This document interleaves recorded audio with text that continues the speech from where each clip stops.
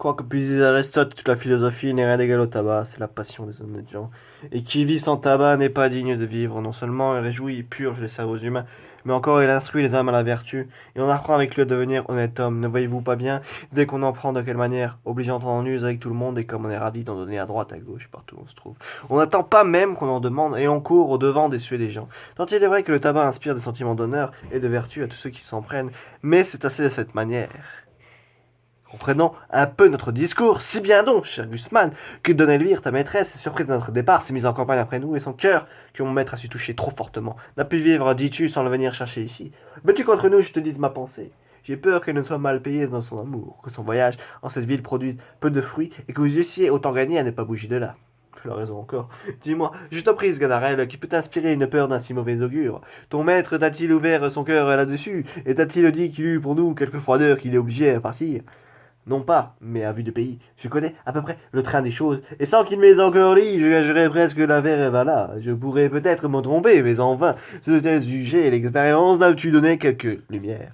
Quoi? Ce départ si peu prévu sur une affinité de Don Juan. Il pourrait donc faire un jour au chaste feu de Don Elvire. Non, c'est qu'il est jeune encore et qu'il n'a pas le courage. Un homme de sa qualité ferait une action si lâche. Et oui, sa qualité, la raison en est belle, et c'est par là qu'il t'empêcherait bien des choses. Mais les salauds du mariage et les chaînes engagées. Eh mon pauvre Gusman, mon ami, tu ne sais pas encore, crois-moi, quel homme est Don Juan. Je ne sais pas, de vrai, quel homme il peut être. S'il faut qu'il nous ait fait cette perfidie, je ne comprends point comment après tant d'amour et tant d'impatience de témoigner, tant d'hommages pressants, le vœu du soupir et de larmes, tant de lettres passionnées de proportions ascendantes et de serments réitérés, tant de transports, enfin, et tant d'emportements qu'il a fait paraître, jusqu'à forcer dans sa passion l'obstacle sacré d'un couvent pour mettre et donner lien en sa puissance. Je ne comprends pas, dis-je, comment après tout cela, il aurait le cœur de pouvoir manquer à sa parole. Je n'ai pas grand-peine à te comprendre, moi.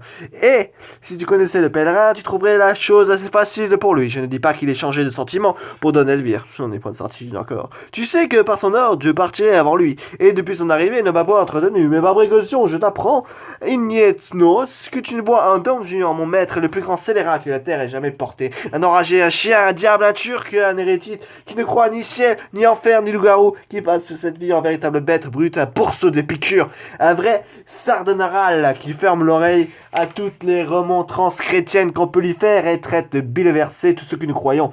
Tu m'as dit qu'il a épousé ta maîtresse, crois qu'il aurait plus fait pour sa passion et qu'avec elle il aurait encore épousé toi, son chien et son chat. Un mariage qui ne lui coûte rien à contracter, il ne sert point que d'autres pièges pour attraper les belles, et c'est une épousera toute main. Dame, demoiselle, bourgeoise, paysanne, il ne trouve rien de trop chaud ni trop froid pour lui, et si je disais le nom de toutes celles qu'il a épousées en divers lieux, ce serait un chapitre à durer jusqu'au soir. Tu demeures surpris, et change de couleur à ce discours, ce n'est qu'une ébauche du personnage. Et pour en achever le portrait, il faudrait bien d'autres coups de pinceau. Il faut que le courroux du ciel l'accable, quelque jour qu'il me vaudrait bien mieux d'être au diable que d'être à lui, et qu'il me fait tant d'horreur que je souhaiterais qu'il fût déjà, je ne sais où, mais un grand seigneur. Méchants hommes est une terrible chose, il faut que tu sois fidèle, en dépit que j'en ai, la crainte en moi fait l'office du sel, l'abri mes sentiments, mes rues, applaudir bien souvenir jusqu'à mon âne délaisse. Le voilà qui vient se promener dans ce palais. Séparons-nous, écoute-moi. Je t'ai fait cette confidence avec franchise, et ça m'est sorti un peu trop vite de ma bouche, mais s'il fallait qu'il en vienne quelque chose à l'oreille, je dirais hautement que tu m'aurais menti, connard.